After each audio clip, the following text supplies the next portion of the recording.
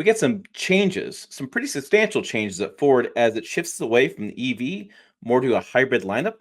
We also see that Lincoln has a glut of SUVs, which could also make an impact on the Detroit automaker. And finally, we have the 4Runner reveal date. Yeah, the Toyota 4Runner, first time in like 20 years, been revealed or being updated. We finally have a reveal date on that. So let's get this news. It's from CNBC.com. And hey, it's Tim, Pick a Truck Plus SUV Talk. Before I get this, I need to get my name out there. Every week I do a Friday news recap. Turn along. We kind of recap the news, kind of give details behind the scenes, how I see things. So the big news that hit me this week was Ford. Ford to delay all electric SUV and a truck to focus on offering hybrid vehicles across its lineup by 2030. So the news comes from CNBC, but it's also from Jim Farley, Ford CEO Jim Farley. And Ford Motor Company said they're delaying production of an all-electric large SUV, a three-row SUV, and a new pickup truck as it shifts to offer hybrid options across its entire North American lineup by 2030. You may have heard this last week. Chevrolet had the same idea. GM was making some changes there too. The Detroit automaker on Thursday said it would continue to invest in EVs, but it was postponing production of a three-row SUV at a plant in Canada to 2027 from initial plan of 2025. The next generation pickup, codenamed T3, is being pushed back from late 2025 to 2026. So we're doing a slight delay. What Ford is saying is the number 2 EV brand in the United States past 2 years. Let's get past that. We are committed to selling a profitable business EV business. Why get past that? That's marketing speak. Using capital wisely and bringing to market the right gas, hybrid, and fully electric vehicles at the right time. Basically, it's just saying because everybody else is kind of slowing down, we're seeing slower than expected demand for EVs. Production costs remain high. We're shifting our plan to make more profitable vehicles, more hybrids, get that in-between vehicle for consumers they've been asking for a while, and slow down on some of this EV push. Now, it said it would delay or cancel $12 billion in planned spending on new EVs due to shifting market conditions, as well as challenges to profitably building and selling vehicles. So $12 billion is changing. Now, this also kind of comes on the heels of what they've kind of separated out to be their business, which is their Model E electric vehicle business. Now, that business lost $4.7 billion in 2023, including $1.57 billion during the fourth quarter. In February, the automaker said it expected the unit to lose between $5 billion and $5.5 billion in 2024. Demand's not there, and it costs more to produce. It's just a bad combination of factors. Until things change, until consumer demand grows or next generation EV batteries comes out, until things change, it seems like it's slow down, take time out. Now, people that don't need to take a time out are guys over at Lincoln. Jesus Christ. My friend, Mr. Wheelman here on YouTube, went down to a dealership. He found like 12 Lincoln SUVs sitting there, their 2023 models. They're just sitting around. What's happening here is Lincoln's inventory is among the highest in industry. Dealers have all these lots full of Lincoln SUVs. And you probably can see the doomsday people on YouTube or, Lincoln's going to business. Well, here's what's going on. It's a glut of late arriving 2023 models. Lincoln has more than 4 months worth of inventory at the end of February. 4 months.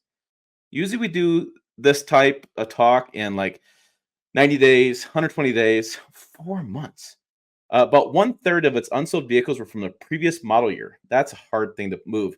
Hard to convince somebody to buy something in the previous model year when a new model year is coming out.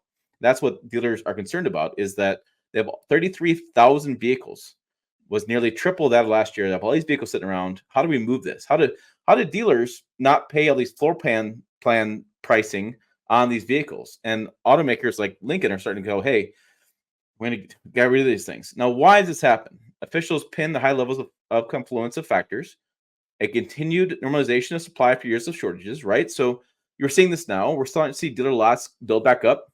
And so they started building more vehicles. And it's like, oh, wait, they didn't sell as many. A months-long stop sale on the Aviator for a defective rear camera system. That hurts things. Coupled with a 26-day UAW strike at Chicago plant where it's built. Delayed shipments to dealers until later this year.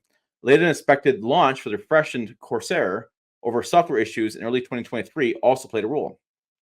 So they're saying it's kind of a perfect storm. They kind of created this thing for the factory to get through. Chris Polis, the chairman of Lincoln National Dealer Council. We're dealing with a day-by-day basis. All in all, yes, inventories are up. But look at his inventory to get some volume. So, of course, he's got a positive viewpoint on this. Still, some dealers have voiced concerns about needs to more quickly reduce supply, setting concerns how lingering 2023 models could affect floor plan Yes.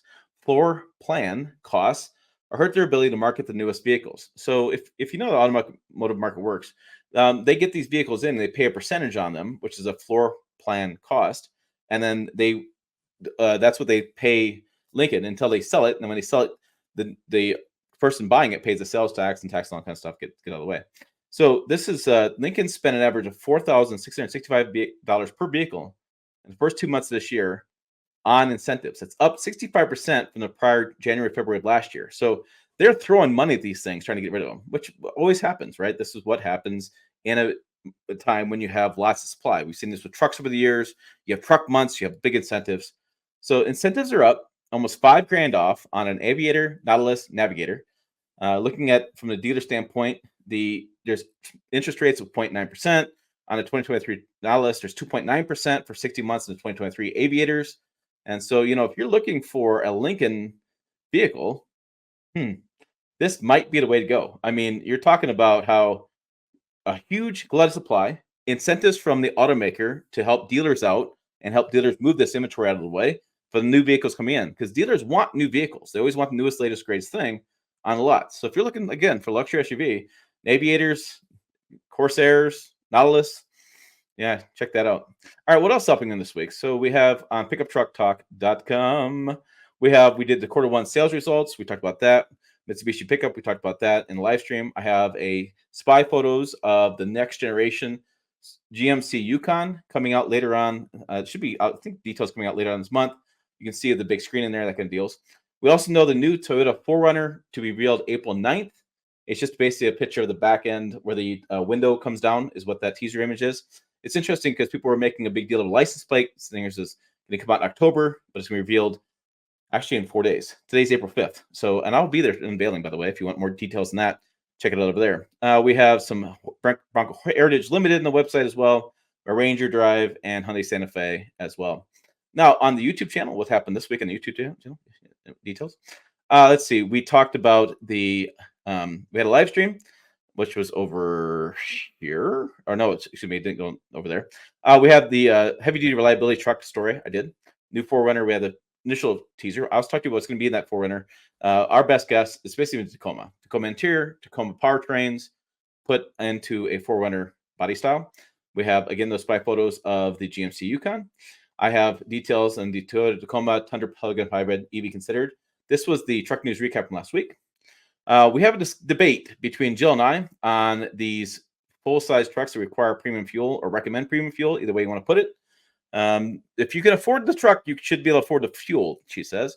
I say no. I don't want to pay for the big price of the truck, and I sure as hell don't want to pay premium fuel to put in my truck. So that's up below on that one. We did find more confirmation on this, is that Jill Rebel Rally event with Kristen Shaw did lead to those recovery hooks being put on the XRT version of the Hyundai Santa Cruz. So yes, that happened. We talk more about that.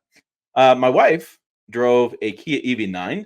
Lots of people talking about this because she gave like a real world experience, honest answers to fears of driving an EV. And it was kind of really a refreshing video. And then we talked about the sales results. I talked about that previous here in the truck news recap. And it's really surprising how well the Ford Maverick did. People have been talking about it quite a bit. By its own, it outsold the Tacoma, and on its own, it outsold the Tundra. Not combined, but outsold the Tacoma and outsold the Tundra, and the Maverick did. So interesting details on that. So, I mean, there you go. There's our truck news recap for this week. Not a whole lot of details going on. A bunch of truck trips coming up, though. A bunch of details coming down the line. We got Tacoma first drive. We have 4Runner coming out. Tacoma hybrid first drive. We have 4Runner coming out. I'm seeing Ford F-150 coming out, the 2024 model, as far as drive for that. I'm hearing details in GMC Yukon. I'm hearing all sorts of stuff happening next couple weeks. And so, yeah, if you're a truck and SUV fan, stick around. Lots of good stuff coming. Also, good stuff is going to be over here. More videos. Make sure you check out the website as well. As always, thanks for watching. I will see you down the road.